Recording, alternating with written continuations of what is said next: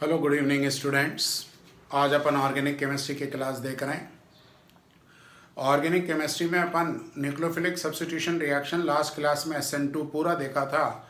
आज अपना फोकस होगा SN1 यानी न्यूक्लियोफिलिक सब्स्टिट्यूशन रिएक्शन यूनिमोलिकुलर, यानी जो सिर्फ एक ही रिएक्टेंट के कॉन्सेंट्रेशन पे रेट ऑफ रिएक्शन डिपेंड होती है और वो कॉन्सेंट्रेशन रिएक्टेंट का रहेगा, रिएजेंट का नहीं। तो सबसे पहले SN1 reactions takes place generally in media या सॉल्वेंट। जो सॉल्वेंट में ये लेती है उस सॉल्वेंट का नाम है पोलर प्रोटिक सॉल्वेंट। हमने SN2 को सपोर्ट किया था पोलर एप्रोटिक, मगर यहाँ प्रोटिक है। देखो जैसे वाटर सॉल्वेंट है HOH, ये अगर टूटेगा तो H के ऊपर प्लस और OH के ऊपर माइनस, और नहीं भी टूटा तो इसके ऊपर स्लाइटली प्लस और इसके ऊपर स्लाइटली माइनस, तो ये प्रोटिक है और चार्ज भी प्रेजेंट है, तो ये पोलर भी है। तो बेटा अपन पहले पोलर प्रोटिक सॉल्वेंट्स देख रहे। तो पोलर प्रोटिक सॉल्वेंट में फर्स्ट हमने वाटर देखा, सेकेंड हम अल्कोहल देख रहे हैं RO और H। तो बेटा ये RO के ऊपर नेगेटिव चार्ज होता है और H के ऊपर पॉजिटिव चार्ज होता है, तो पोलर भी है और ये प्रोटिक भी है। उसी तरह acetic acid CH3 C double bond O और H slightly plus slightly minus, तो ये पोलर भी हो गया।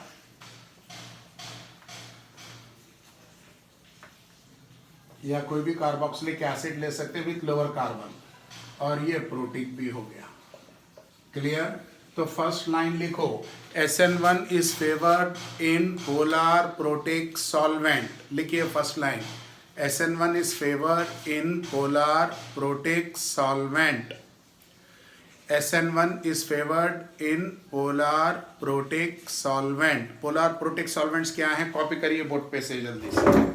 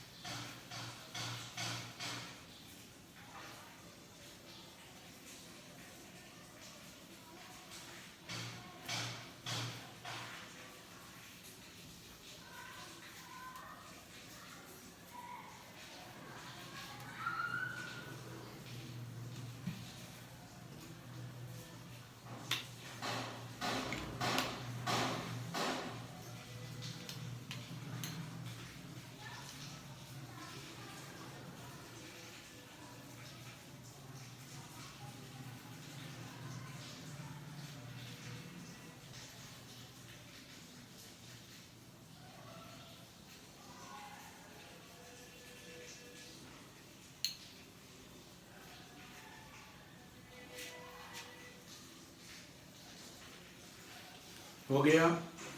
नेक्स्ट, ये सॉल्वेंट की बात हो गई। Next order for SN1। SN1 के लिए 3 डिग्री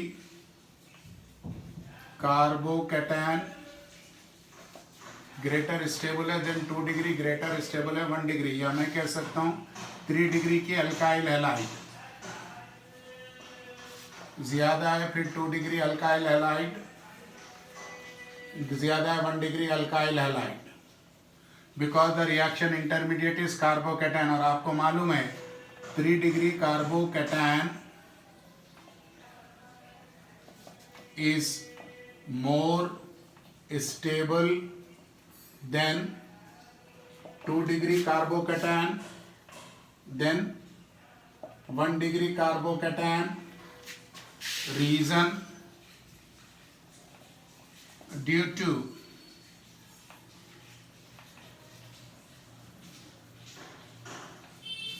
हाइपर कॉन्जुगेशन, और ये एक ट्रिक सिखाया था हाइपर कॉन्जुगेशन।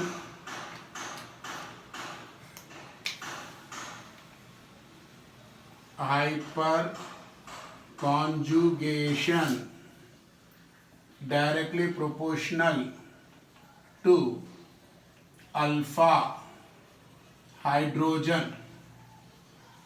जितने ज़्यादा अल्फा हाइड्रोजन उतना ज़्यादा स्टेबिलिटी होती है, इसलिए 3 डिग्री कार्बोकैटायन ज़्यादा स्टेबल है, क्योंकि 3 डिग्री कार्बोकैटायन में 9 अल्फा हाइड्रोजन है, 2 डिग्री कार्बोकैटायन में 6 अल्फा हाइड्रोजन है, और 1 डिग्री कार्बोकैटायन में 3 अल्फा हाइड्रोजन है। More will be the alpha hydrogen, more will be the stability. Is it clear? Copy करो बेटा। अभी अपन SN1 स्टार्ट करने से पहले उसके बेसिक्स एक बार फिर से देख रहे हैं। जैसे मुझे ये दिया गया CH3 CH3 और CH3, और यहाँ पर Cl है और हम OH माइनस ला रहे हैं, तो CH3 टेकन 3 टाइम्स C और OH, polar protic solvent. Clear? तो ये कौन सी मैकेनिज्म प्रीफर करा? SN1। और अगर मुझे ये दिया जाता CH3Cl प्लस OH माइनस लाते, तो ये मुझे CH3OH दे रहा, ये प्रीफर करा SN2। Clear? High degree prefers the SN1, low degree prefers the SN2। Clear? तो ये पहले डिस्कस हो चुकी है, आज अपना फोकस पूरा इस पर होगा। ठीक है? Clear? The SN1 depends upon the concentration of tertiary butyl chloride, that is rate of reaction या order is first order kinetics है। it involves 2 steps, 2 स्टेप में होगी। क्लियर? यहां तक लिखो, पहले यहां से शुरू करना है, यहां तक लिखिए। SN1 रिएक्शन 2 स्टेप में होती है, जबकि SN2 एक स्टेप में होती। इधर से न्यूक्लियोफाइल निकलता है और 180 के डायरेक्शन अपोजिट साइड से न्यूक्लियोफाइल इंटर करता है, मगर ये 2 स्टेप में होती है।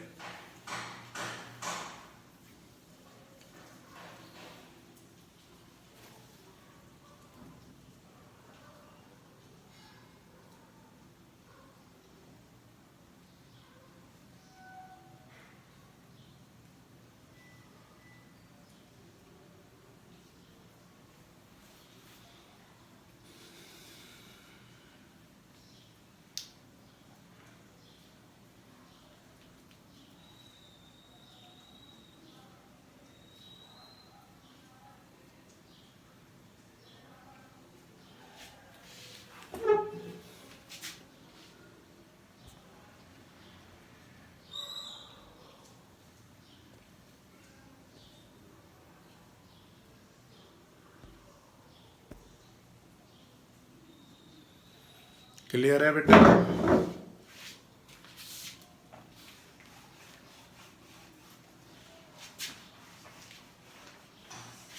अब ऊपर का लिखिए जल्दी जल्दी। SN1 फर्स्ट ऑर्डर कैनेटिक्स है, ऑर्डर ऑफ रिएक्शन 1 होता है, और ये 2 स्टेप्स में इन्वॉल्व होगी। 2 स्टेप्स अभी बता रहा हूं मैं आपको, 2 स्टेप्स में इन्वॉल्व होगी। The first step is the slow polarization and cleavage of carbon and carbon and halide bound results in the formation of carbocation. Second step, carbocation stable हो गया. सेकेंड स्टेप में the nucleophile attacks the carbocation to form the product and the product formation is by racemization, means both inversion and retention, यानी जो product बनेगा वो racemic होगा. Inversion और retention दोनों के बनने के चांसेस बराबर है. कॉपी करिए ये दो स्टेप्स. दो स्टेप में रिएक्शन होगी.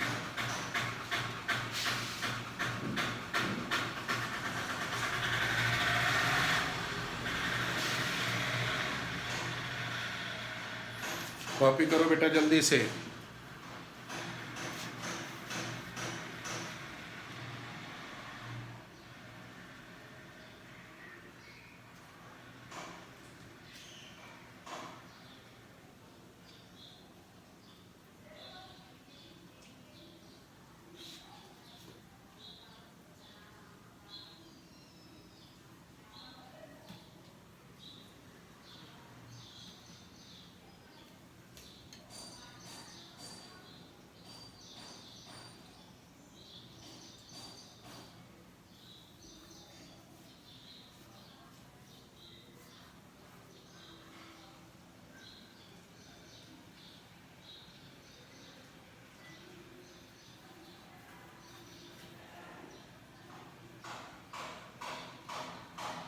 हो गया.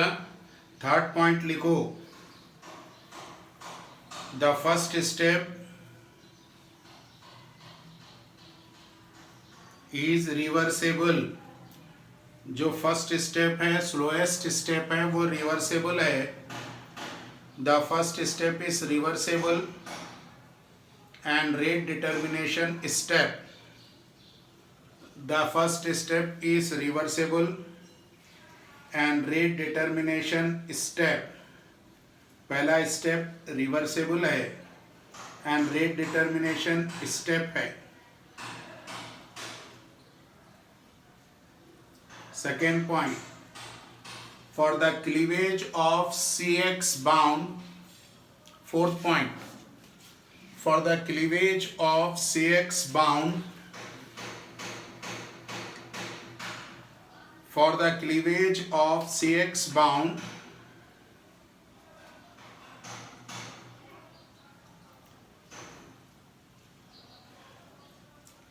for the cleavage of CX bound, energy is obtained through solvation.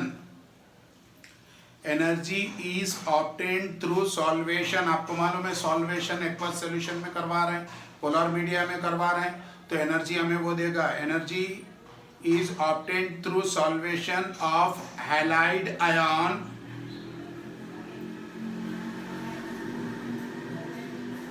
Energy is obtained through solvation of halide ion, यानी कि X माइनस किसके साथ? with the proton of protic solvent. with the proton of protic solvent. with the proton of protic solvent.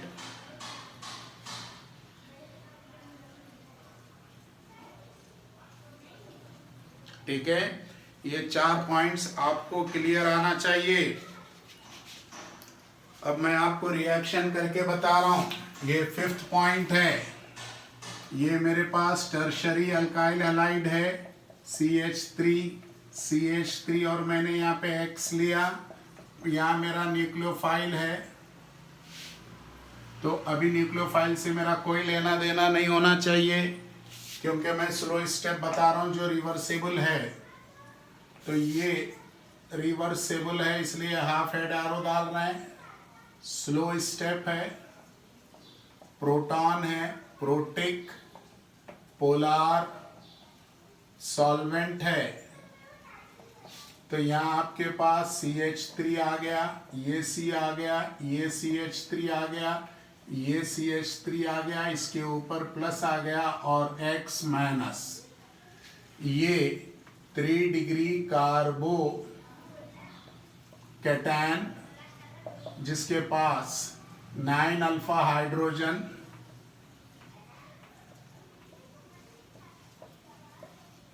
Most stable. फिर क्या हुआ, ये 3 degree कार्बो cation जरा देखो,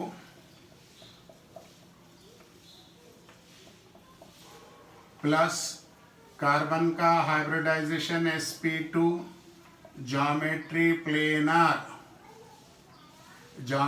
प्लेनर, इसके पास न्यूक्लियोफाइल आया और ये हमें CH3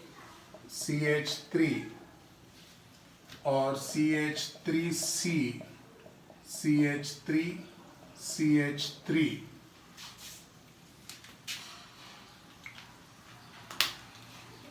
मैं न्यूक्लियोफाइल को कलर चेंज करके लिख रहा हूँ। ये मेरा न्यूक्लियोफाइल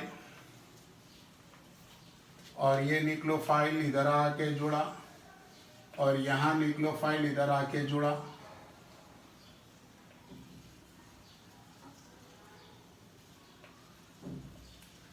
तो ये तो सेम डायरेक्शन में रिटेंशन किया, क्योंकि X भी आपके क्लॉकवाइज साइड दिखाई दिया, न्यूक्लियोफाइल भी आपके क्लॉकवाइज साइड दिखाई दिया। ये 180 से घूम गया तो ये इन्वर्जन हो गया और टेस्ट ट्यूब में दोनों है, retention plus inversion equals to racemization. बेटा आपको बता दूं, from very very important star लगा के लिखेंगे, from 3 degree alkyl halide to 3 degree alcohol, तो product is racemic, but generally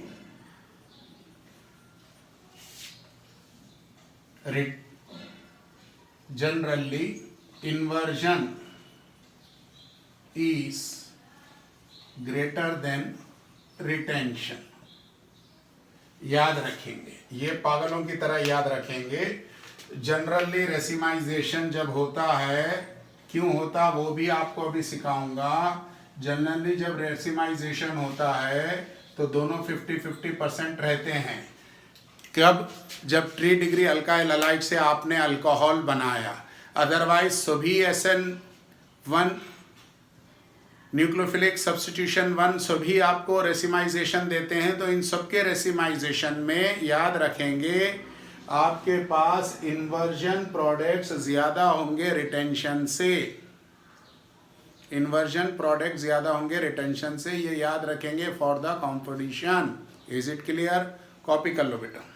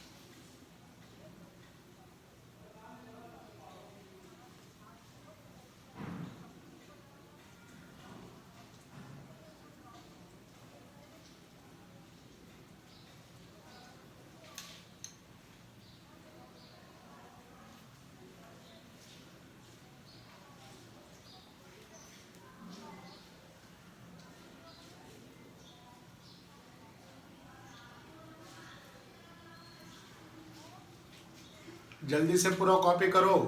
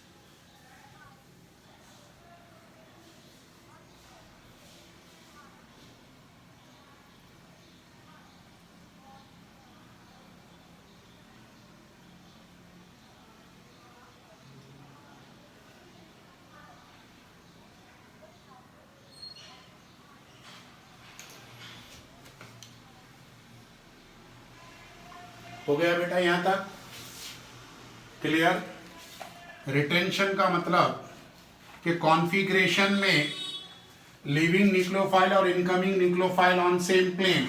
बहुत सिंपल लैंग्वेज में रिटेंशन का मतलब द लीविंग न्यूक्लियोफाइल जिस प्लेन पर था, इनकमिंग न्यूक्लियोफाइल भी उसी प्लेन पर है। दैट इज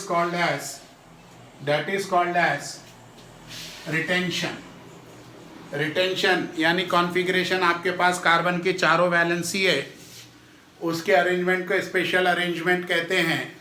और वहाँ पे जहाँ से न्यूक्लियोफाइल निकला वहीं पर न्यूक्लियोफाइल आके जुड़ा उसी प्लेन पर। जैसे आप देखते हो आपके क्लास के अंदर जो टीचर के बैठने की चेयर है, तो वहाँ अपनी फिजिक्स की क्लास चल रही थी, फिजिक्स के सर गए, अब केमिस्ट्री की क्लास चल रही, केमिस्ट्री की मैडम या सर आए, तो वो क्या रहा, रिटेंशन।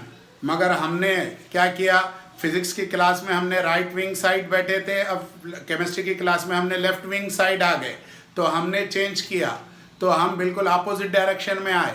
यानी पहले राइट साइड बैठे थे, राइट रो में बैठे थे, अब लेफ्ट रो में बैठ रहे हैं हम with respect to the board. तो इसको हम बोलेंगे इन्वर्जन।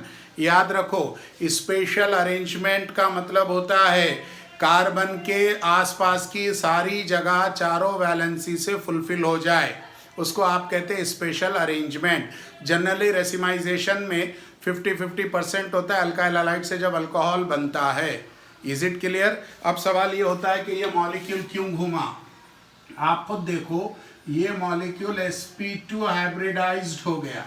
sp2 हाइब्रिडाइज का मतलब ये लट्ठू के आकार का हो गया, यानी कि टॉप के जैसा हो गया, ट्राइगोनल प्लेनर। तो ये रोटेट होने लगता है, स्पेस में घूमने लगता है।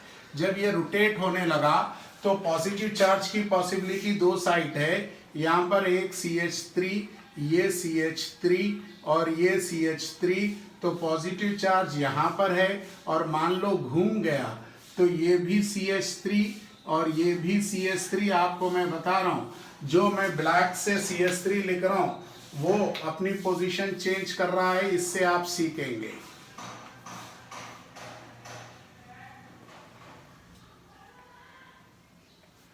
तो यहाँ पर ये CH3,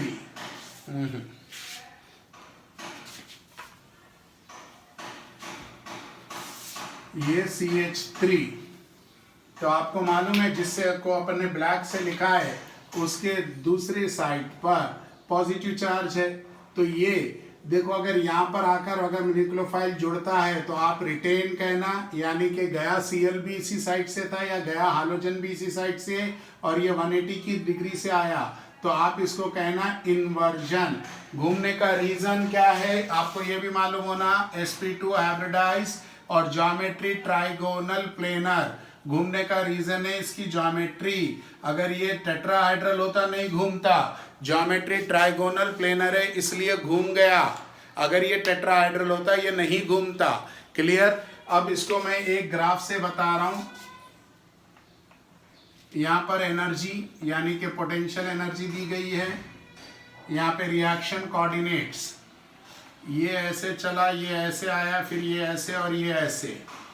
मतलब ये जो पीक है ये टर्शरी अल्काइल हैलाइड की है 3CX।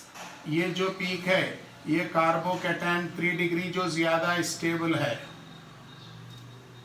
ये CH3 टेकन 3C और न्यूक्लियोफाइल के आने का रास्ता, और ये प्रोडक्ट CH3 और न्यूक्लियोफाइल रेसिमाई के, यानी ये आपका प्रोडक्ट, ये आपका रिएक्टेंट।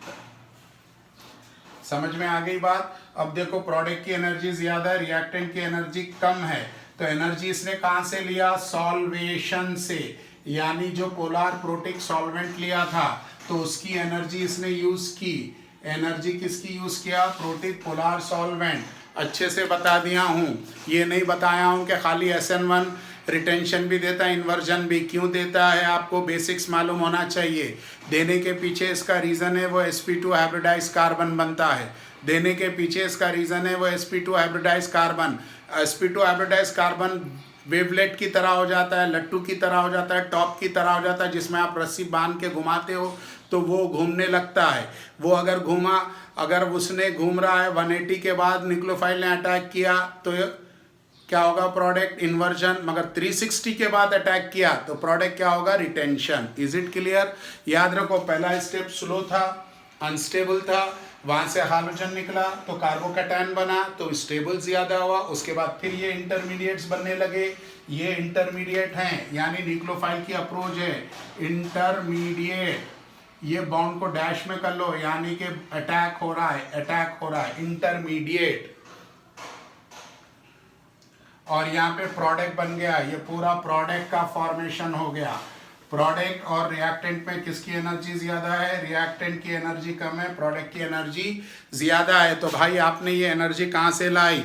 इसीलिए तो आपने पोलर प्रोटिक सॉल्वेंट यूज किया। Is it clear? कॉपी कर लो बेटा जल्दी से।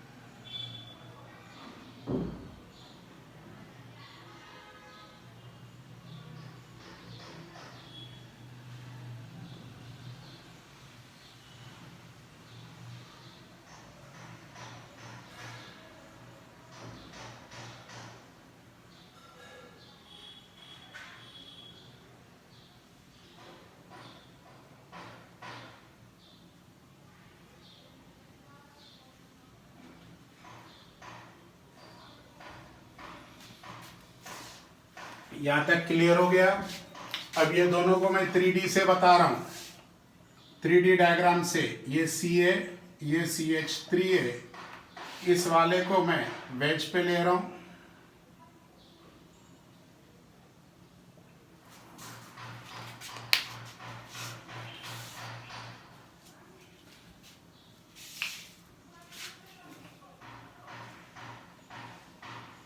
ये CH3। अब ये डैश और वेज डायग्राम यूज कर रहा हूं मैं, ये CH3 और यहां पर X है, क्लियर। अब ये X टूटने के बाद ये दोनों आ रहे हैं, आप तो नीचे बनाएंगे, ये टूटने, या नहीं तो मैं ये डायग्राम्स आप बना लिए होंगे, इसको मैं रब कर रहा हूँ, रब करके इसको अलग से सिखा रहा हूँ। अब मैं 3D रिप्रेजेंटेशन कर रहा हूँ SN1, साइड हेडिंग डालो, 3D representation of SN1, 3D representation of SN1, 3D representation of SN1। मुझे ये CH3 दिए, ये C दिए, ये CH3 दिए, ये CH3 दिए और यहाँ पे X है, इसको मैंने डार्क ले लिया, इसको मैंने डैश कर दिया, क्लियर। ये टूटा तो ये CH3, ये इधर डैश और ये वेज, ये CH3, क्लियर। और ये दो पॉसिबिलिटी, ये C, ये CH3, ये डैश CH3 और ये वेज, ये CH3 और यहाँ प्लस है। और दूसरी पॉसिबिलिटी, ये CH3, यहाँ पर वेज आ गया, CH3 और ये डैश आ गया आपका CH3 और ये हो गया प्लस, यानी ये 180 डिग्री, ये 0 या 360 डिग्री। तो ये वाला आपको रिटेंशन देगा और ये वाला इन्वर्जन देगा। अरे समझ में आ गया अच्छे से, कॉपी करिए। अभी हमने कोई शिफ्ट पर काम ही नहीं किया, अभी सिंपल सिंपल सी चीजें देख रहे हैं, इसमें आपको कोई कंफ्यूजन नहीं होना चाहिए, कॉपी करिए।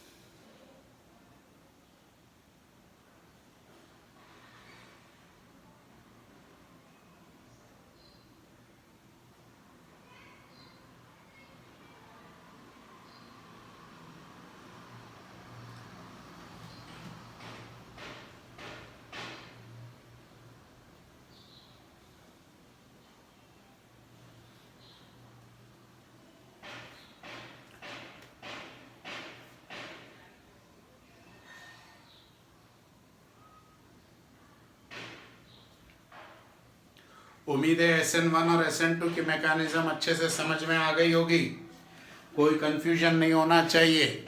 हम आज SN1 पूरा फोकस किए हैं, SN1 का हम 3D स्ट्रक्चर देखे।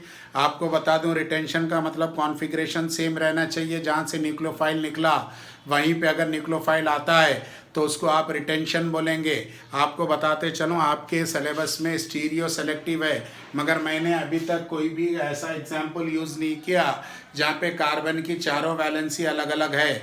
तो इसीलिए अभी मैं कोई भी बात ऑप्टिकल एक्टिविटी से रिलेटेड नहीं कर रहा हूँ, मैं उसको अलग से डिस्कस करूँगा स्टीरियो आइसोमर्स में।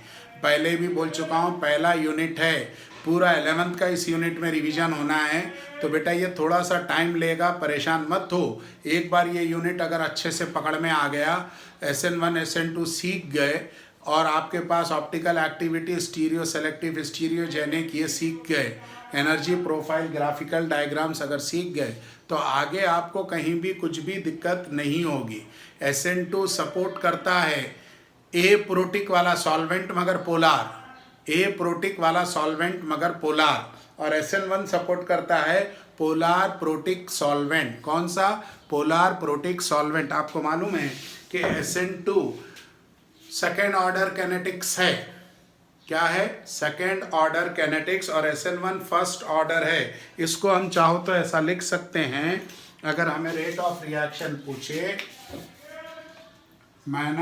-dx/dt अगर हमसे पूछा गया तो उसमें हम लिखेंगे अल्काइल हैलाइड एंड न्यूक्लियोफाइल, ये फॉर SN2। और अगर SN1 के लिए हमें पूछेंगे तो -dx/dt इक्वल्स टू यहाँ लिखेंगे हम सिर्फ अल्काइल हैलाइड पावर 1 और न्यूक्लियोफाइल का पावर 0, यहाँ पावर 1 यहाँ पावर 1, तो ऑर्डर क्या हुआ? 1 + 1 यानी कि 2। SN2 सेकेंड ऑर्डर रिएक्शन है। SN1 तो देखो 1 + 0 ऑर्डर, तो ये क्या हुआ? फर्स्ट ऑर्डर, और ये सेकेंड ऑर्डर है। SN2 सेकेंड ऑर्डर है, SN1 फर्स्ट ऑर्डर है। Is it clear? अच्छे से बात समझ में आ गई यहाँ तक? जो जितना ज़्यादा स्टेबल होगा वो उतना ज़्यादा SN1 देगा। सॉरी, पहले भी बता चुके हैं। Allyl CH2 CH double bond CH2 plus prefers SN1। क्यों? Stability due to resonance. उसी तरह बेंजीन रिंग है, यहाँ पर CH2 प्लस है तो बेंजाइल कार्बोकैटायन मोर स्टेबल है, prefers SN1 stability due to resonance. इसको अच्छे से याद रखो। एलाइल पहले भी लिखा चुका हूं, एलाइल हो या benzyl, it prefers SN1 due to more stability. जिसमें कार्बोकैटायन बनेगा और स्टेबिलिटी ज़्यादा आएगी वो SN1, जिसमें कार्बोकैटायन की स्टेबिलिटी कम रही या कार्बोकैटायन नहीं बन रहा वो SN2। कॉपी करो जल्दी से।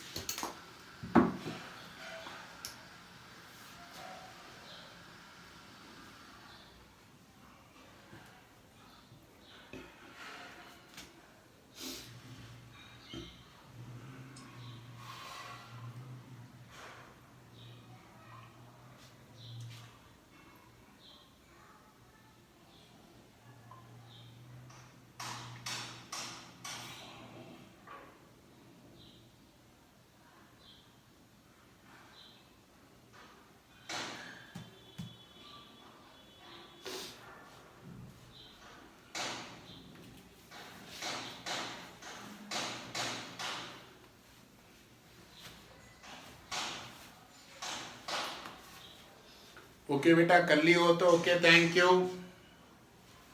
नेक्स्ट क्लास में हम इसके आगे देखेंगे अब।